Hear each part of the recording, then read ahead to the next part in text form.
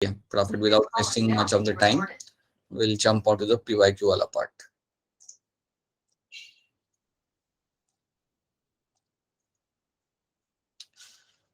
All right, so here we are. I think you can apparently see something on the screen. I'll just make it, excuse me, slightly more precise.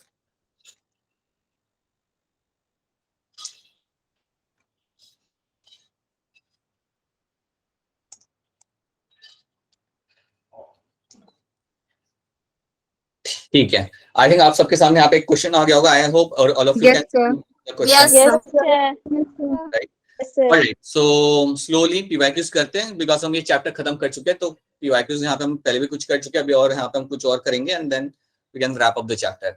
उसके अलावा जो आपको assertion reason की जो मैंने questions दी है, please अपने and से ट्राई करिएगा. हमारे कोई दिक्कत वाली बात नहीं है. वो क्वेश्चंस निकाल के भी हम क्लास में उन्हें करेंगे. Like will take out like 4-5 questions from that particular assignment and will also do that. So आप यहाँ पे भी हो जाएंगे. ठीक है. सो डोंट फील कि बस आपको असाइनमेंट मिल गया खुद से करना पड़ेगा. अगर नहीं हो रहा कोई बात नहीं, will do that as well.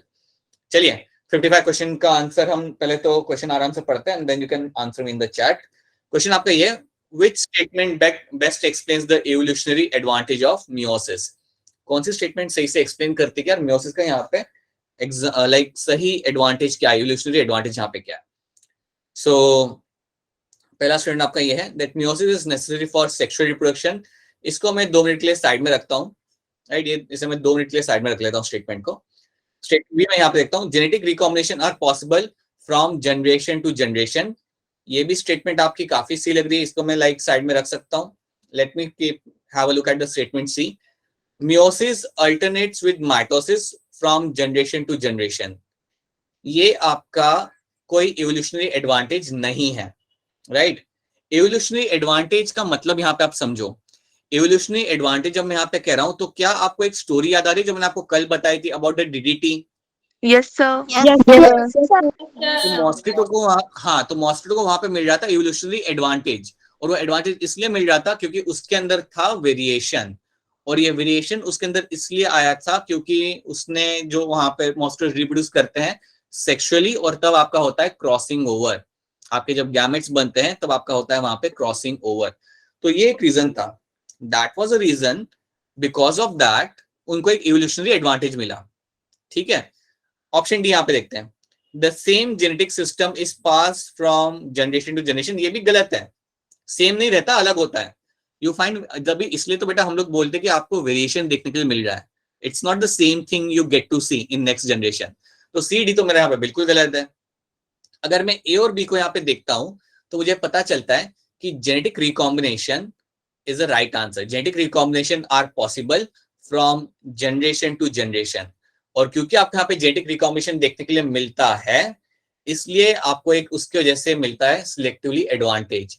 इसी चीज की वजह से आपको इवोल्यूशनरी एडवांटेज मिलता है और आपकी पॉपुलेशन सर्वाइव कर पाती है, इवन अगर आपकी कंडीशंस आसपास की थोड़ी हार्श हो तब भी. तो ये आपको याद रखना है. That is something you have to remember. It is going to be your option B. ठीक है, ऑप्शन आपके यहाँ पे आंसर नहीं होगा. Is going to be option B, going to be right answer हो गया.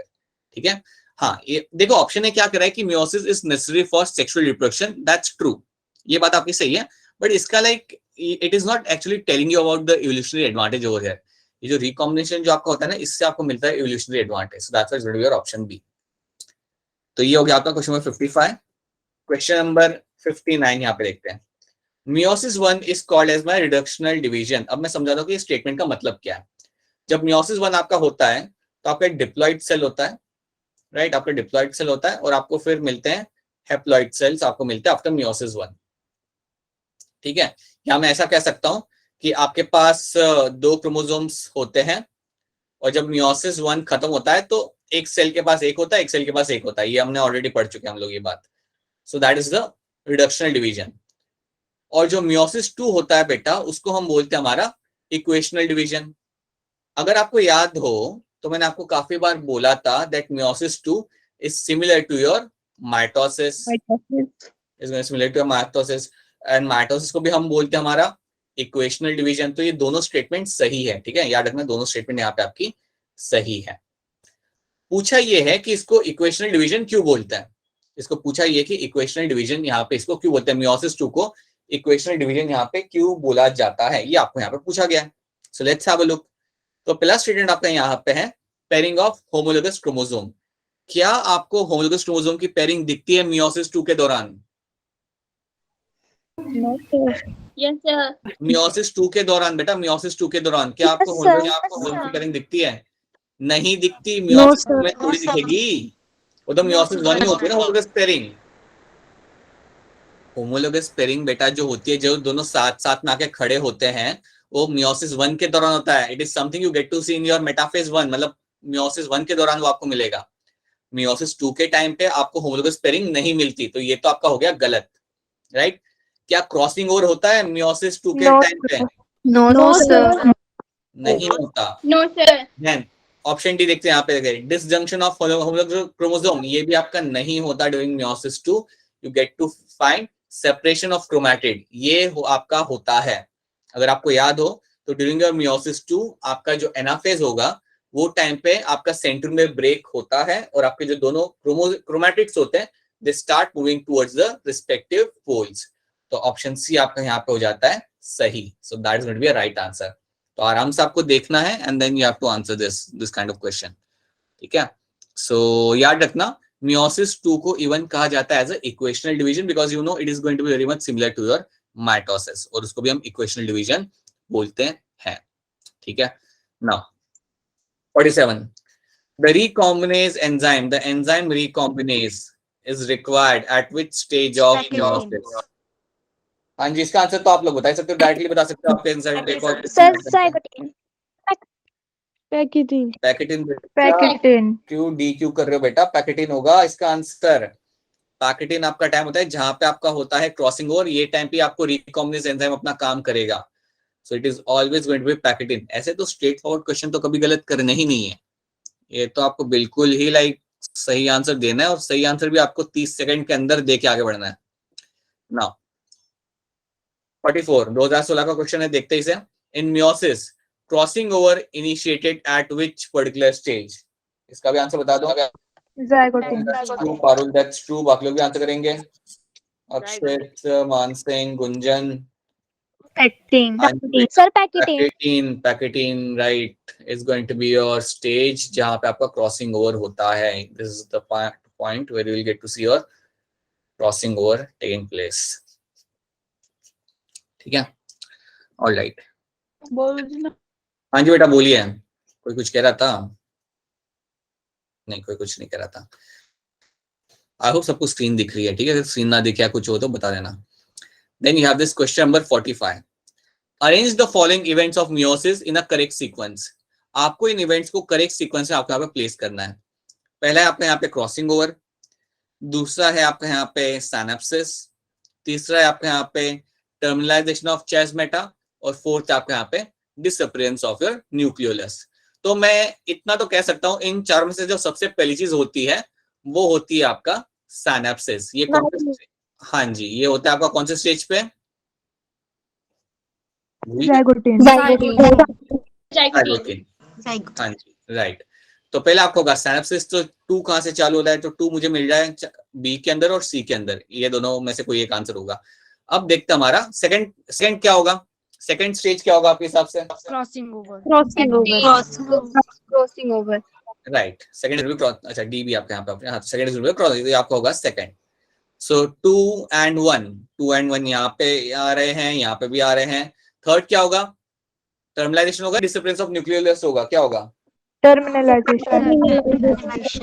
हाँ जी राइट। थर्ड आपके यहाँ पे होगा टर्मिनलाइजेशन ऑफ चास्मेटा। तो इसलिए मेरा जो सही आंसर होगा, जो काफी लोग यहाँ पे दे चुके हैं, yes that is going to be option D.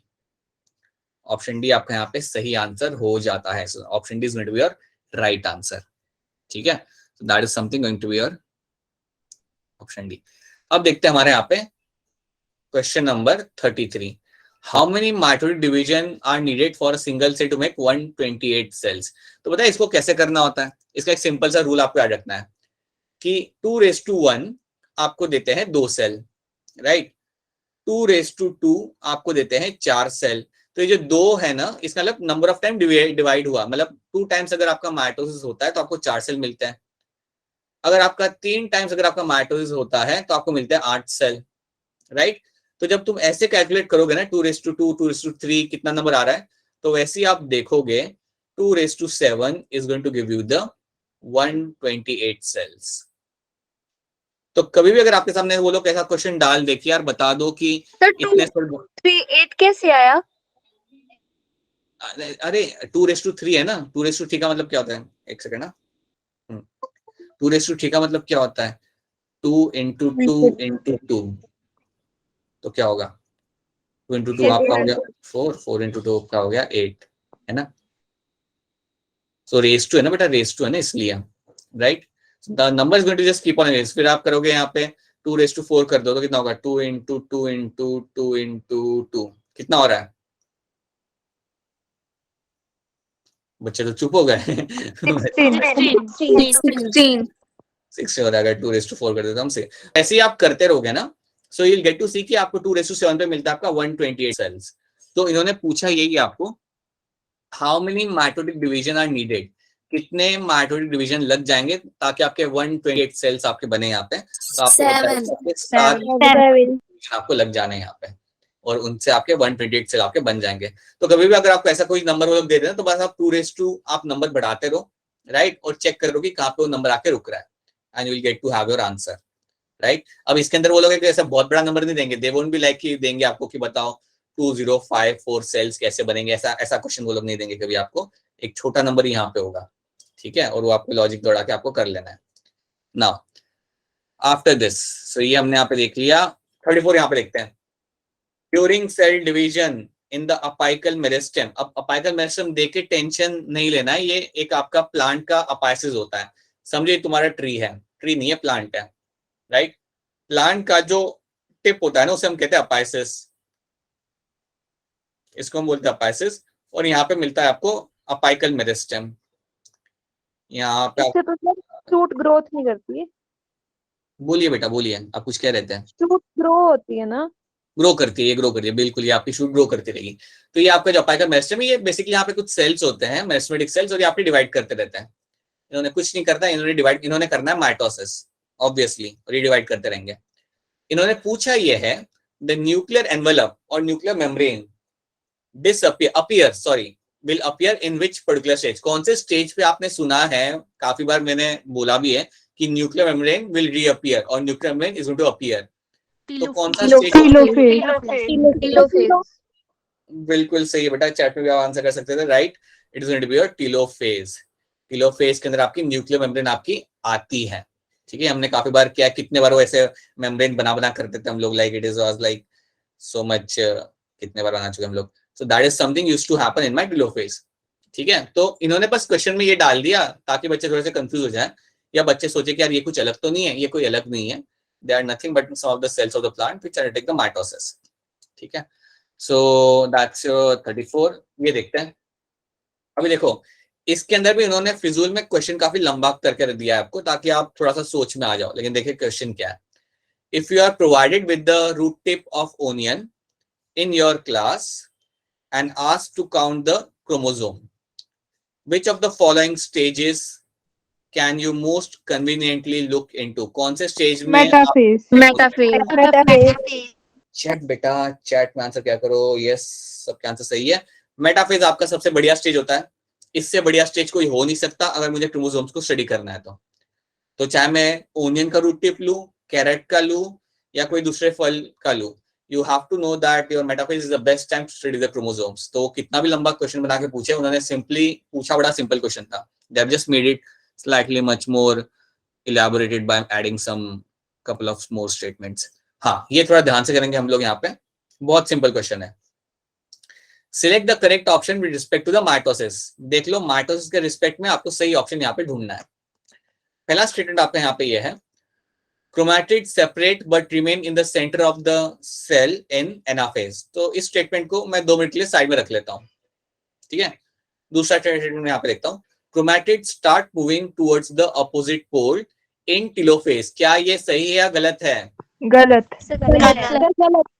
बिल्कुल गलत है, बिल्कुल गलत है, ऐसा नहीं होता। ये तो होता है आपका, that is something you find happening in the anaphase, तो ये आपका हो गया गलत। Third statement, Golgi complex and ER are still visible at the end of prophase. ये सही है गलत है? गलत। गलत। ये भी गलत है, गायब हो जाते हैं वहां से, ER और गोल्गी आपके हो जाएंगे गायब ड्यूरिंग योर प्रोफेज, ठीक है। Then D, chromosomes move to the spindle equator and get aligned along the equatorial plate in the metaphase. ये सही है गलत है? सही है। बिल्कुल सही बेटा, ये मेटाफेज में राइट। जिन्होंने पहले बी कर दिया बहुत बढ़िया बात है। Yes, it is going to be a right statement, आपका बिल्कुल यहाँ पे सही स्टेटमेंट हो जाता है। ये वाला पता है गलत क्यों है? क्योंकि उन्होंने क्या बोला कि वो सेंटर में रुक जाता है, क्रोमैटिड सेपरेट हो रहा है एनाफेज में, वो बात तो उनकी सही है, लेकिन वो सेंटर में खड़ा रहता है। बेटा कोई सेंटर में उसने खड़ा रहना नहीं है वहां पे, वो अपना पोल्स की तरफ जाना वहां पे चालू कर देंगे। सो that's why this also becomes my wrong statement. मेरा ऑप्शन डी मेरा यहाँ पे हो जाएगा सही आंसर। 2011 का क्वेश्चन था और आप लोगों ने ये कर दिया। देन यहाँ पे क्या है, you have to give a correct sequence. Question में लिखा गया है कि आपको एक करेक्ट सीक्वेंस यहाँ पे बता देना है आपको यहाँ पे। तो पहला स्टेटमेंट आपके यहाँ पे कंडेंसेशन हो रहा है, न्यूक्लियर मेम्ब्रेन आपकी जा रही है, सॉरी न्यूक्लियर मेम्ब्रेन आपकी यहाँ पे जा रही है, right. Arrangement at the equator, equator के बीच में आपका अरेंजमेंट हो गया, that is your metaphase. Centromere आपका ब्रेक हो रहा है यहाँ पे, और सेग्रीगेशन हो रहा है, और फिर आपका टेलोफेज आ रहा है। तो ये बिल्कुल परफेक्ट है बेटा, ये जो इन्होंने दिया हुआ है ना सीक्वेंस, ये बिल्कुल आपका परफेक्ट है फिलहाल, this going to be a perfect one. तो यही आपका एक्चुअली में यहाँ पे आपका आंसर रहेगा in a real sense, this is also going to be your answer. बाकी जो आपके यहाँ पे है ना, अगर आप इनको देखोगे तो ये आपके सही नहीं आएंगे। पहले तो ये सेकंड देख लो, सेकंड में वो लोग बात करें अबाउट क्रॉसिंग ओवर, अरे माइटोसिस में कहाँ होगा क्रॉसिंग ओवर, ये हो गया रॉन्ग, राइट। थर्ड पे अगर आप देखोगे, थर्ड भी आपको यहाँ पे सही से अरेंजमेंट आपके यहाँ पे आपको नहीं मिलेगा। You will find condensation, arrangement of the at the equator, centre में डिवीजन, सेग्रीगेशन, टेलोफेज। ठीक है, एक सेकंड के लिए हम लोग ले लेते कि यार ये अरेंजमेंट आपके यहाँ पे सही है, तब भी ये ज्यादा आपका परफेक्ट है यहाँ पे, right. Then we see over here condensation, nuclear membrane disassembly, crossing over नहीं होता। तो इसलिए आपका जो सही आंसर यहाँ पे आएगा वो आपका ए होगा, क्योंकि ये बिल्कुल प्रिसाइज है। यहाँ पे आपका सीक्वेंस आपको यहाँ पे बिल्कुल प्रिसाइज है, so that's why it will be right answer.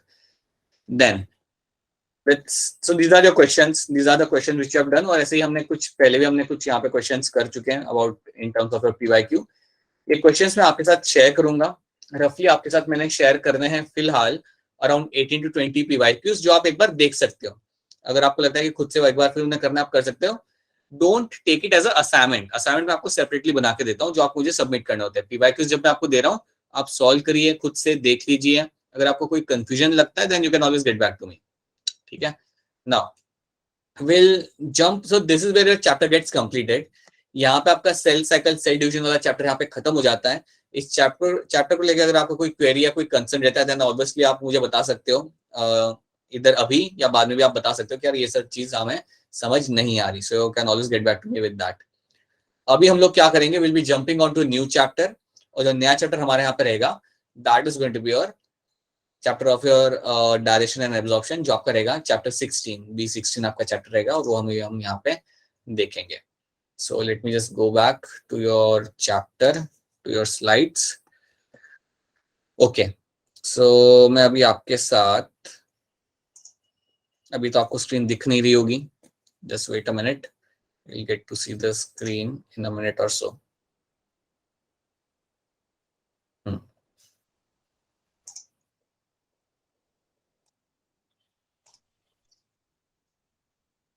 Sir Pooja कुछ बोल रही है। पूजा कुछ बोल रही है सर, लास्ट क्वेश्चन बता दो सर, फिर से मैं लेफ्ट हो गई थी। Pooja I let you know that, मैं आपको बाद में वो एक्सप्लेन कर देता हूँ, ठीक है। लास्ट वाला क्वेश्चन मैं आपको एक्सप्लेन कर देता हूँ, ठीक है। I get back to that, ठीक है। ऑलराइट, तो आई थिंक क्या अभी आपको स्लाइड्स आपके सामने कुछ दिख रही हैं? यस अगर नो है आंसर तो 1 मिनट वेट कर लो, 1 मिनट वेट करो बेटा, 1 मिनट वेट करो, दिखने लगेंगी। अब मैं आपसे वापस पूछना चाहूंगा सेम क्वेश्चन, क्या आप सबको स्लाइड्स दिख रही हैं? ठीक है, तो यहाँ पे हमने चालू करना हमारा नया chapter, that's going to be direction and absorption.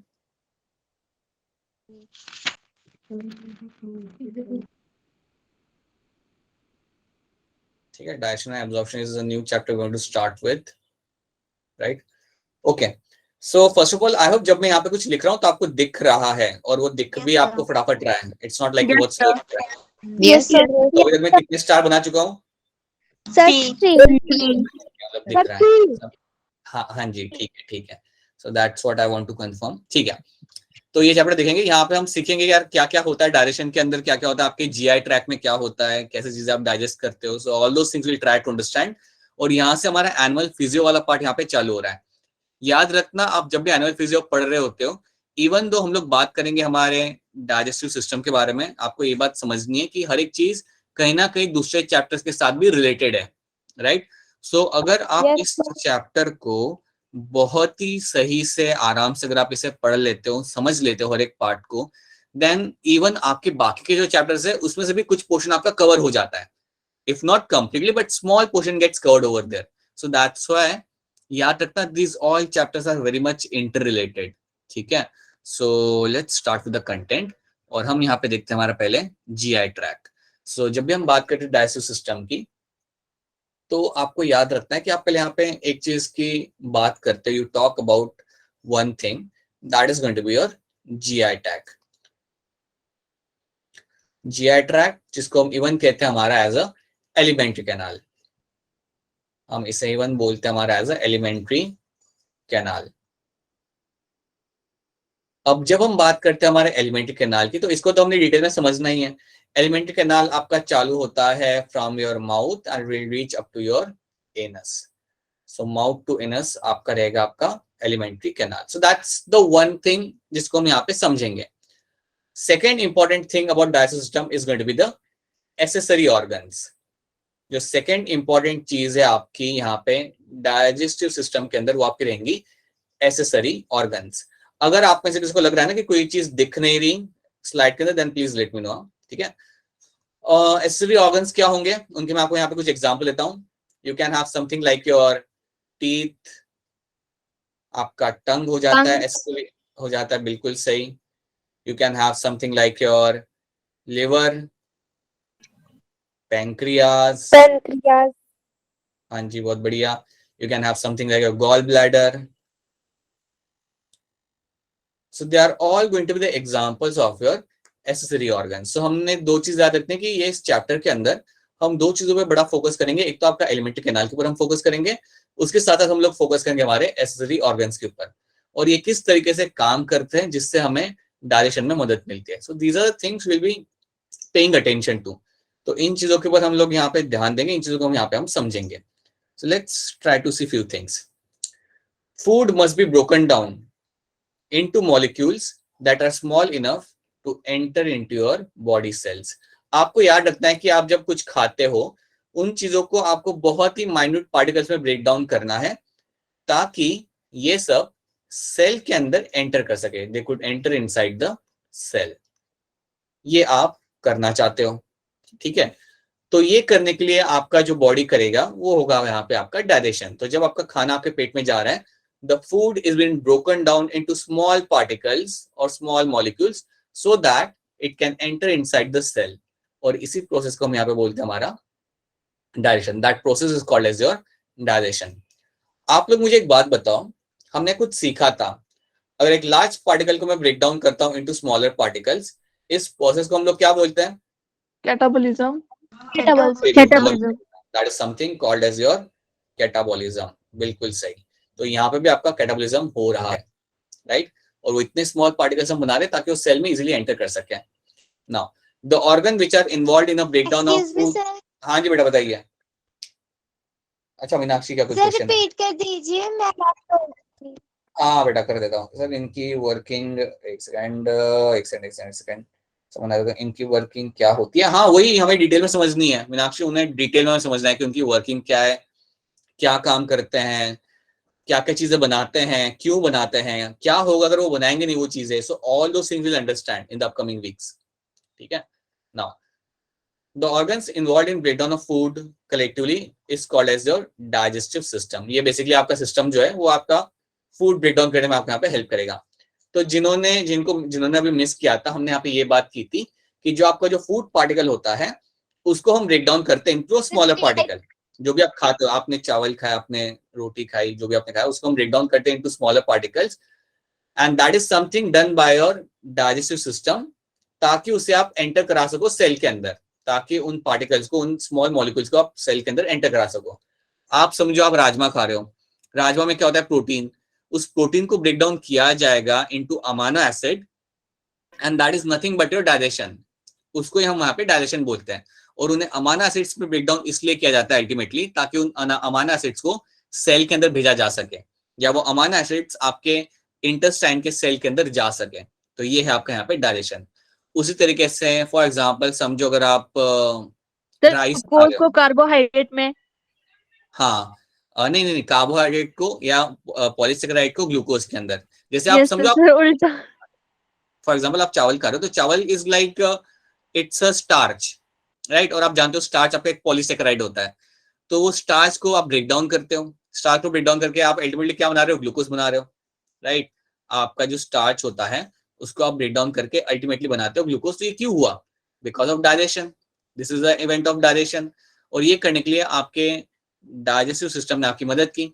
अब ये ग्लूकोज आपका एंटर कर सकता है सेल के अंदर, ये ग्लूकोज आपका एंटर कर सकता है सेल के अंदर काफी आसानी से।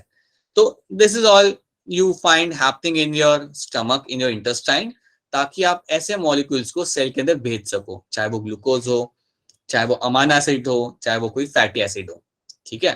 तो that is something will understand in detail. अब जो एक्सपर्ट होते हैं, जो एक्सपर्ट होते हैं इस फील्ड के अंदर या इस सिस्टम को लेके, उन्हें हम बोलते हैं गैस्ट्रो इंट्रो, या study of your intestine is going to be called as my gastroenterology, right? So a medical specialty that deals with the structure, function, diagnosis and treatment of disease with respect to stomach and intestine, उसे हम बोलते हैं gastroenterology। तो अगर आप MBBS करते हो तो MBBS के बाद आप और 3 साल स्पेंड करते हो doing your MD in your gastroenterology, अगर आपको करना हो तो। कई बार बच्चों को पूछो ना कि उनको क्या करना है, क्या बनना है डॉक्टर, मतलब क्या करना है स्पेशलाइजेशन, तो जनरली उनके 2 आंसर होते हैं। एक होता है cardiology which is going to be for heart, और एक होता है उनका neurosurgeon. Very few I have heard who are into like gastroenterology, right. तो ये भी एक आपकी फील्ड होती है जो आप एमबीबीएस के बाद करते हो, एमडी करते हो, अगर आप 3 साल के एमडी करते हो इसके अंदर, then you become a gastroenterologist. Then आपके सामने टैग लगता है, क्या बन जाता है आपके gastroenterologist. All right, so that is your term which we'll be using for this, right? So ये term याद रखना, gastroenterology means your science of your intestine, in a simple words it's a science of your intestine and stomach, that is your gastroenterology। हाँ जी, फिर हम यहाँ पे देखते हैं कि किसी का कोई क्वेश्चन है? नहीं। All right, so let's talk about over here we have yes 2 groups of organ composed of the digestive system। so digestive system के अंदर आपके 2 organs आपके हम बात करेंगे, जिनके बारे में हम बात करेंगे वो आपके होंगे, एक तो आपका होगा जीआई ट्रैक, गैस्ट्रोइंटेस्टिनल ट्रैक जो मैंने वहां पे लिखा था, and your accessory digestive organ, ठीक है। जीआई ट्रैक में आपका क्या आएगा, it is also known as your alimentary canal. याद रखना, जीआई ट्रैक को इवन हम बोल सकते हैं एज योर एलिमेंट्री कैनाल, ठीक है। It is a continuous tube that extend from mouth to anus. ये कंटिन्यूअस ट्यूब है जो आपकी माउथ से लेके एनस तक आपकी रहती है। इसके अलावा आपको याद रखना है कि जीआई ट्रैक्ट में क्या क्या आपको देखने के लिए मिल जाएगा, तो ये आपको याद रखना है। जीआई ट्रैक्ट में आपको पहले आपको मिलता है आपका माउथ, ये सीक्वेंस याद रखना जरूरी है। Then you will have a pharynx, then you will have oesophagus, उसके बाद आपका यहाँ पे आएगा ईसोफेगस, राइट। फिर आपका यहाँ पे आएगा stomach, then you will have small intestine, and then उसके बाद आपका यहाँ पे आएगा large intestine, then you will have the large intestine. उसके बाद you can have a rectum and then you can have the anus. After that you will have the rectum and then you will have the anus. So याद रखना, it starts with the mouth and it ends with the anus, और उसके बीच में जो भी आपको मिल रहा है, this all becomes a part of my GI tract, right. तो कभी अगर आपको कोई पूछे कि यार जीआई ट्रैक में क्या क्या आता है, तो आपको ये सीक्वेंस आपको याद रखना है। It will all start from your mouth and it will and towards your anus. So it will be like your mouth, pharynx, esophagus, stomach, then small intestine, large intestine, rectum, and then you will have the anus, right? हमने यहाँ पे फिलहाल large intestine तक ही mention किया हमने यहाँ पे, because ये आपका इंपॉर्टेंट कंपोनेंट है, यहाँ तक आपका डाइजेशन एंड एब्जॉर्प्शन होता है. रेक्टम में ज्यादा कुछ होता नहीं है, राइट? एनएस में ज्यादा कुछ होता नहीं है. So that's why we have kept it up to here only. So we have to know them. हमें देखना है कि कहाँ पे क्या चीज हो रही है, क्यों हो रही है, and what is the significance of doing that. So वो सब हम यहाँ पे देखेंगे. तो याद रखना जीआई ट्रैक में क्या आता है. प्लीज याद रखना कि जब भी आपके सामने मैं टर्म यूज करूंगा जीआई ट्रैक या alimentary canal, you have to know the sequence, और वो सीक्वेंस आपको यहाँ पे याद रखना पड़ेगा. क्या आपको यहाँ तक ये चीजें समझ आ रही है? Is this part clear to all of you? Yes, sir. Yes, sir. Yes, sir. Now, after this, let's talk about your accessory digestive organ. इनके बारे में हम बात करेंगे, यार ये होते क्या है. तो जैसे कि हमने यहाँ पे लिखा हुआ, you have a teeth, tongue, salivary glands, liver, gall bladder and pancreas. तो आपके जो accessory digestive organs है ना, ये कई बार आपके फूड के कांटेक्ट में डायरेक्टली नहीं आते हैं. ठीक है, अभी मैं यहाँ पे बात करता हूँ. जैसे आप देखो, टीथ देख लो आप. टीथ का काम होता है physical breakdown of food particle. ये आपका करेगा physical breakdown of food particle. तो ये तो आपका डायरेक्टली कांटेक्ट में आ रहा है. It will do the physical breakdown. ये करेगा आपका फूड पार्टिकल्स का. ठीक है, उसी के साथ साथ मैं कह सकता हूं कि आपको जो टंग होता है, टंग भी आपका फूड के डायरेक्ट कांटेक्ट में आएगा. इवन जो टंग आपका यहाँ पे रहेगा, ये भी आपके फूड के डायरेक्ट कांटेक्ट में आ रहा होता है. और इसका बेसिकली काम होता है, it basically helps in the chewing of the food, chewing and swallowing of the food. तो चीविंग करने में आपको हेल्प करेगा, और अगर आपको फूड को स्वालो करना है, जो ऑब्वियसली आप करोगे, तो उसके लिए भी आपको हेल्प करेगा. तो chewing and swallowing of the food के लिए आपको टंग यहाँ पे हेल्प कर देता है. तो मैं कह सकता हूँ कि ये भी आपके खाने के डायरेक्ट कांटेक्ट में आ रहा है, राइट? बट अगर मैं बात करता हूँ यहाँ पे ग्लैंड्स की, अगर मैं बात करता हूँ यहाँ पे सलाइवरी ग्लैंड्स की, या लिवर की बात करता हूँ, ब्लैडर की बात करता हूँ, पैंक्रियास की बात करता हूँ, ये लोग फूड के डायरेक्ट कांटेक्ट में नहीं आते हैं, राइट? ये कुछ चीजें बनाते हैं जो आपकी एंजाइम्स होती हैं, उन्हें ये लोग रिलीज करते हैं, and those enzymes will do the digestion वाला पार्ट. तो ये लोग डायरेक्टली फूड के कांटेक्ट में नहीं आते, but they are going to make some enzymes, they are going to make some proteins जो फूड के साथ इंटरेक्ट करेंगे, and they will help in the digestion of the food particle. तो मैं कह सकता हूँ कि ये लोग जो हैं यहाँ पे, liver, salivary gland, bladder, pancreas, ये हेल्प करते हैं आपका इन योर केमिकल डाइजेशन. मैं कह सकता हूँ they help in the chemical digestion. ये लोग फिजिकल डाइजेशन में तो कुछ हेल्प नहीं कर रहे हैं, बट बिल्कुल ये केमिकल डाइजेशन में यहाँ पे आपका हेल्प करते हैं. This term holds true for your bladder, pancreas, liver and even your salivary gland. ठीक है, तो याद रखना फिजिकल ब्रेकडाउन क्या होता है और केमिकल डाइजेशन यहाँ पे क्या होता है. फिजिकल ब्रेकडाउन मतलब आपका जो माउथ पार्ट आपका कर रहा है, टीथ इन्वॉल्व है आपका यहाँ पे, tongue to an extend involve है आपका यहाँ पे. बट केमिकल डाइजेशन के अंदर आप यहाँ पे एंजाइम्स की बात करोगे, आप यहाँ पे कुछ प्रोटीन्स की बात करोगे, एंजाइम्स की बात करोगे, जो आपको हेल्प करेंगे फूड पार्टिकल्स को ब्रेक डाउन करने के लिए, जो आपका लिवर, गॉल ब्लैडर, पैंक्रियाज और सलाइवरी ग्लैंड आपका रिलीज करेंगे. तो ये दो टर्म्स आपको सेपरेट करना आना चाहिए, what is my chemical digestion and what is my physical digestion. क्या ये दो टर्म्स आपको यहाँ पे क्लियर है? Are this two terms clear to all of you? Yes, sir. Right, ठीक है. तो ये स्टेटमेंट हम यहाँ पे देखते थोड़ा सा. स्टेटमेंट आपके यहाँ पे ये है that teeth is going to help in physical breakdown of food, right? Tongue is going to assist in chewing and swallowing of the food particle. So teeth ने अपना काम करना है physical breakdown का, tongue का काम होता है chew करना और swallow करना, right? हाँ जी, कोई क्वेश्चन होगा तो आप डायरेक्टली पूछ सकते हो क्वेश्चन. ठीक है, नाउ देन सेकंड स्टेटमेंट आप यहाँ पे क्या करिए, the other necessary digestive organs however never come in a direct contact. ये लोग डायरेक्ट कॉन्टेक्ट में कभी नहीं आते, right, with the food. They produce or store secretion. Sir Meenakshi कुछ बोल रही है. सर मीनाक्षी कुछ बोल रही है. पीछे वाला रिपीट करो. तो पीछे वाले में मैंने ये बताया था बेटा आपको, पीछे वाले के अंदर मैं ये कह रहा था कि आपका जो टंग और टीथ होता है, राइट, वो आपका हेल्प करता है फिजिकल ब्रेकडाउन के लिए. ये बेसिकली आपको हेल्प करेगा आपके खाने को फिजिकली ब्रेकडाउन करने के लिए. आपका टीथ तोड़ेगा खाने को, टंग बेसिकली जनरली हेल्प करता है खाने को च्यू करने के लिए और स्वैलो करने के लिए, right. So they are basically involve in physical breakdown. But आपके जो बाकी के जो यहाँ पे ऑर्गन्स हैं, pancreas, gall bladder, salivary gland, ये सब आपका हेल्प करते हैं इन द केमिकल डाइजेशन. इसका मतलब क्या होता है, ये लोग कुछ एंजाइम्स रिलीज करेंगे और वो एंजाइम जाके खाने को ब्रेक डाउन करेगा. तो लीवर खुद जाके खाने को ब्रेक डाउन नहीं कर रहा, बट वो कुछ एंजाइम्स बना रहा है, या पैंक्रियास मेरे कुछ एंजाइम्स बना रहे हैं, वो लोग जाके फूड के ऊपर एक्ट करेंगे and they will break it down. उसको हम यहाँ पे बोलते हैं हमारे यहाँ पे chemical digestion, that is something called as a chemical digestion.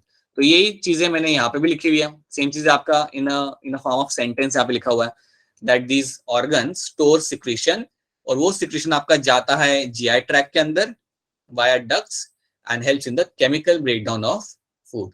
तो यहाँ पे आप दो चीजें आप समझते हो, दो टर्म्स आप यहाँ पे देखते हो, एक तो आपका होता है फिजिकल ब्रेकडाउन, या आप एक टर्म समझ लेते हो, या आपका होता है फिजिकल ब्रेकडाउन, और एक आपका यहाँ पे होता है केमिकल डाइजेशन। तो अगर क्रोकोडाइल गाय को पकड़ता है या किसी एनिमल को पकड़ता है, उसे खाना चालू करता है, तो क्या कर रहा है, फिजिकल ब्रेकडाउन कर रहा है, केमिकल ब्रेकडाउन कर रहा है वो? फिजिकल। Sir physical. बिल्कुल फिजिकल ब्रेकडाउन कर रहा है वो वहां पे, राइट। और पेट में जाके क्या होगा फिर? केमिकल। पेट में जाने के बाद केमिकल ब्रेकडाउन उसका चालू होगा। So that is going to be physical breakdown, chemical breakdown, physical digestion और your chemical digestion. So that is something you can do. Physical digestion term use नहीं करते जनरली, केमिकल डाइजेशन आप term use कर सकते हो, that is something which can be used. So ये दो term आपको पहले यहाँ पे समझने हैं। अब हम करेंगे क्या, वी विल अंडरस्टैंड, क्योंकि हमें हमारा जीआई ट्रैक पूरा देखना है, हम चालू करेंगे हमारे माउथ वाले पार्ट में से, ठीक है।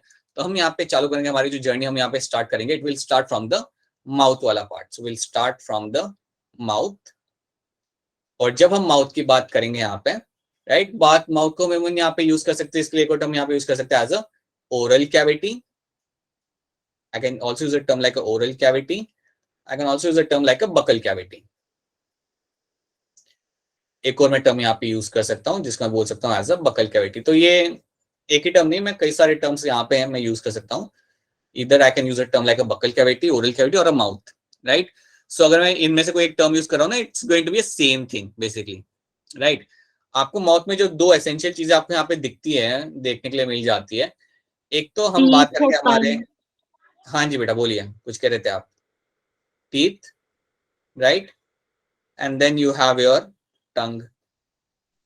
ये दो चीजें आपको मिलेंगी जिनके बारे में हम बात करेंगे। उसके अलावा you also have one of the very important component, that is your salivary glands. यहाँ पे हम इवन बात करेंगे हमारे सिलावरी ग्लैंड्स के बारे में, और इन्होंने हमारा क्या काम करना है। जो भी अभी फिलहाल आपके मुंह में सलाइवा है, वो है इनके बदौलत, they are the one who are going to release that. So we'll see everything about them, we'll see them in detail कि कौन क्या कर रहा है, कितना क्या रिलीज कर रहा है, all those things. हम लोग क्या करेंगे अभी, we'll start with the teeth वाला पार्ट। हम बकल कैविटी के अंदर टीथ को पहले हम समझेंगे and then will understand the remaining part. तो पहले हम टीथ देखेंगे, फिर हम सिलावरी ग्लैंड्स देखेंगे and then will see the टंग।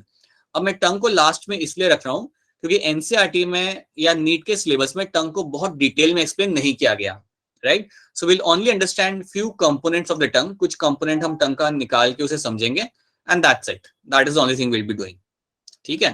सो इसलिए will start with the teeth, then will do the salivary glands and then will do the tongue, कि वो क्या कर रही है, क्या है उस पर, क्या नहीं है। यहाँ तक सबको क्लियर है? I hope the things are clear to you,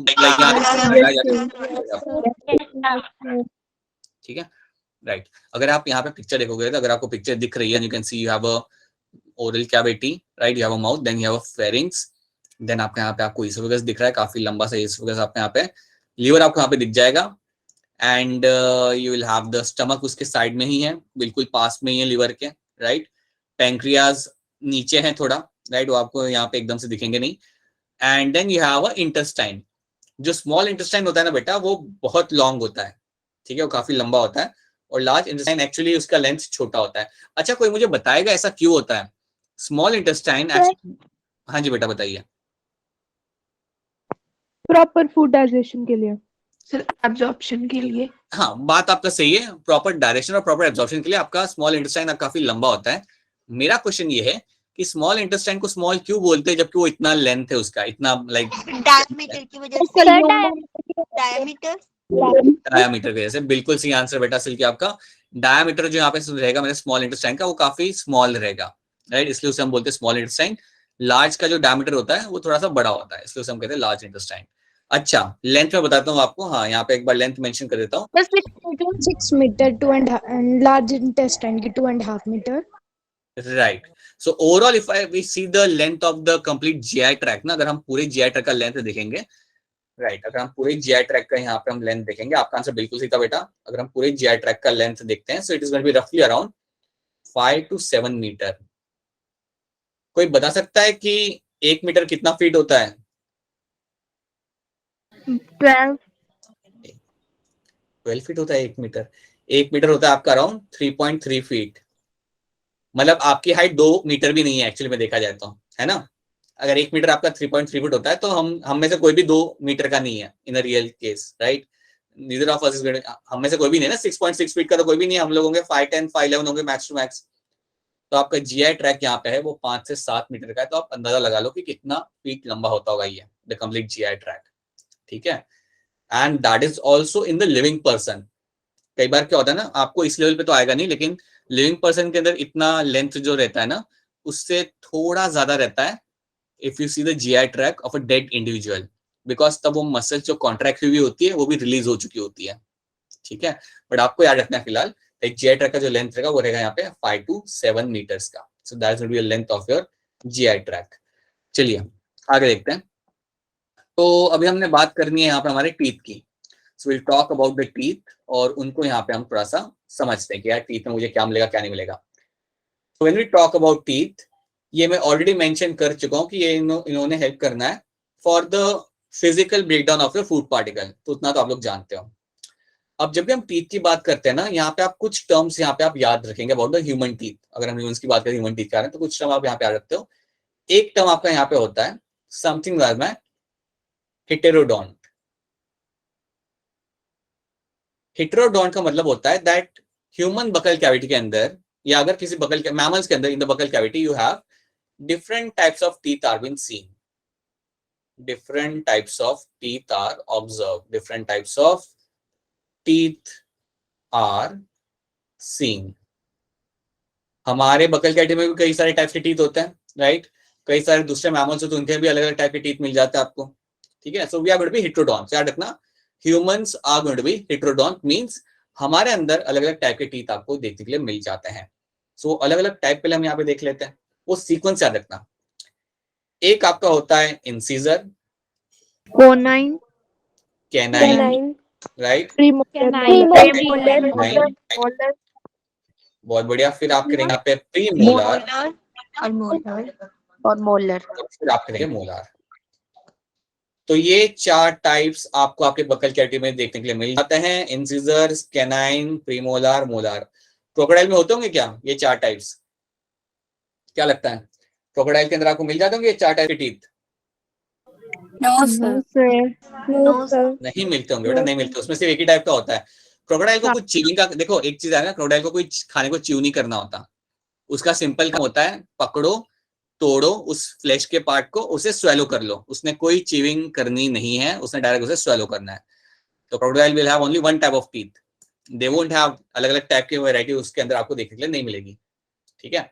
अच्छा, अब एक चीज यहाँ पे देख लेते हैं बिफोर वी रैप अप. एक चीज हम यहाँ पे देख लेते हैं कि इन सीजर्स बेसिकली आपका हेल्प करते हैं in your cutting and tearing. In cutting and tearing के लिए ये लोग आपका यूज किए जाते हैं. So that is something incisors are known for.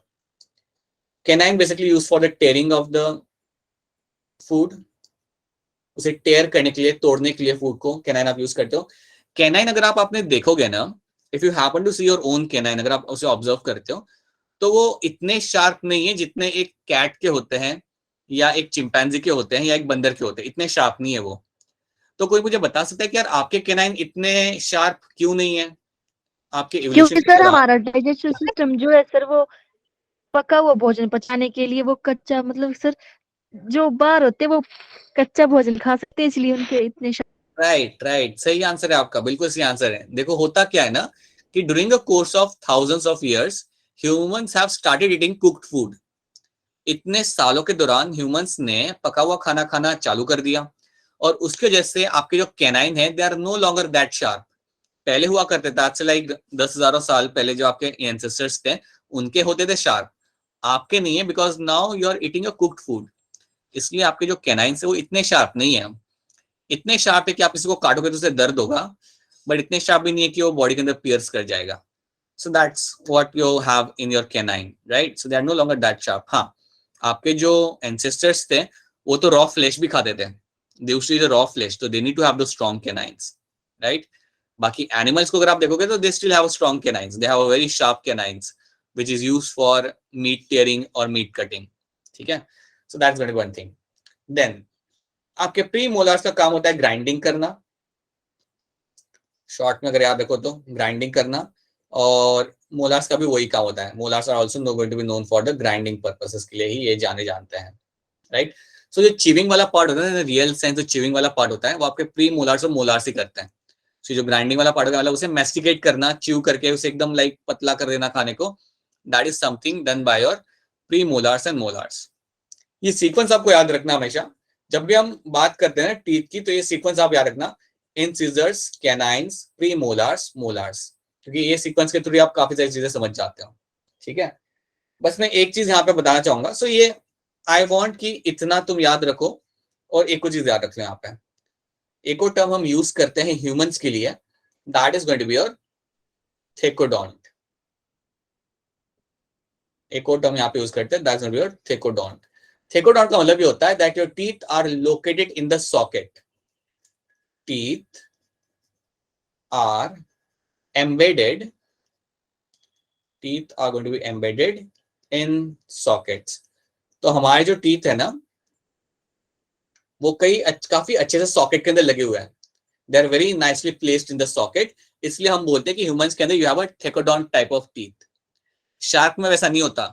Shark अगर कभी तुमने देखी हो टीवी के ऊपर ना, तो उसके टीथ थेकोडोंट टाइप के नहीं होते हैं.